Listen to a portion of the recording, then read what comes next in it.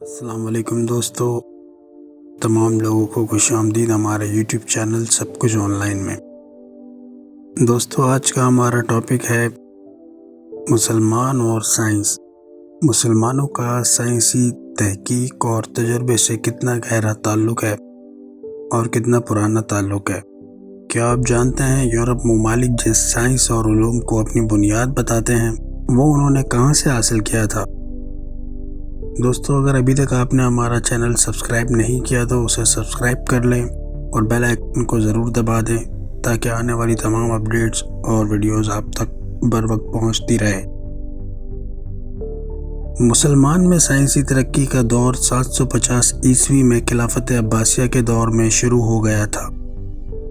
آپ جانتے ہیں اگر مسلمان عباسی دور میں یورپی دور کی کتابوں کا ترجمہ نہ کر لیتے تو آج بہت مختلف دنیا ہوتی، اور ان تمام کاوشوں کا سہرا دوسرے عباسی خلیفہ کو جاتا ہے جس نے خلافت قائم ہونے کے صرف 4 سال بعد تخت سنبھالا اور 21 برس حکومت کی۔ دوستو، اس خلیفہ کا نام المنصور تھا۔ المنصور کی خواہش تھی کہ وہ ایک نیا دارالحکومت بنائے اور وہ چاہتا تھا کہ وہ اسے علم کی دولت سے مالا مال کر دے۔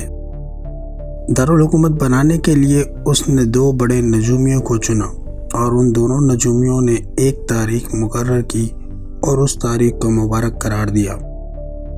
مقررہ دن المنصور نے پہلے نماز پڑھی اور اس جگہ شہر کی پہلی اینٹ رکھ کر حکم دیا کہ اللہ کے حکم سے شہر کی تعمیر شروع کر دی جائے۔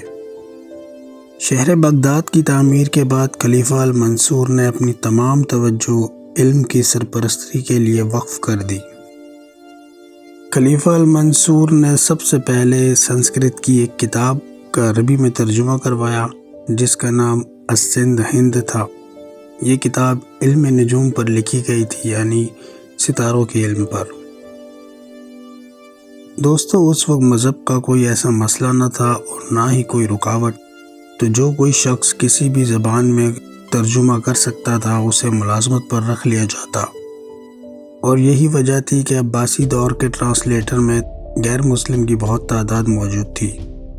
خلیفہ المنصور جب تک زندہ رہا وہ علوم اور فنون کی سرپرستی کرتا رہا۔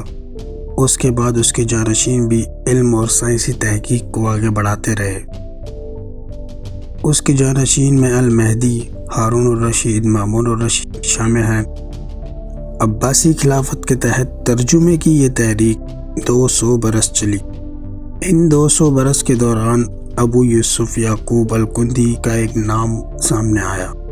الکندی کے نام سے مشہور اس شخص کو عرب فلاسفر بھی کہا جاتا ہے۔ اسے یہ اعزاز بھی حاصل ہے کہ اس نے ارسطو کے فلسفے کو عرب میں تب زندہ کیا جب یورپ اسے بھول چکا تھا۔ الکندی اس دور کے خلیفہ مستحسن کے بیٹے کا استاد بھی تھا، اسی وجہ سے اسے شاہی دربار میں رسائی حاصل تھی۔ دوستو، یہ الکندی ہی تھا جس نے اسلامی دنیا میں یونانی فلسفے کو مترادف کروایا، اور وہ اسی طرح اسلامی فلسفے کا بانی بھی بن گیا۔ وہ خود تو زیادہ یونانی نہیں جانتا تھا، لیکن اس نے بہت سے یونانی ماہرین کو اپنے ارد گرد جمع کر لیا تھا جس میں کچھ غیر مسلم بھی تھے، جن کی مدد سے اس نے یورپ کے بڑے فلسفیوں کی کتابوں کے ترجمے کروائے، جن میں ارسطو اور دیگر بڑے فلسفی کی کتابیں شامل ہیں، اور ساتھ ہی ساتھ اس نے اپنا فلسفہ بھی شامل کیا۔ عباسی خلافت کے دور بغداد کے مغرب میں بیت السلام میں اس دور کی سب سے بڑی لائبریری میں سے ایک تعمیر کروائی تھی۔ اس کا نام بیت الحکمت تھا، جہاں پر دنیا بھر کی کتابیں اور ان کا ترجمہ کیا جاتا تھا اور نئی نئی کتابیں بھی لکھی جاتی تھیں۔ بیت الحکمت کو اس دور میں علم کا خزانہ بھی کہا جاتا تھا۔ اللہ حافظ۔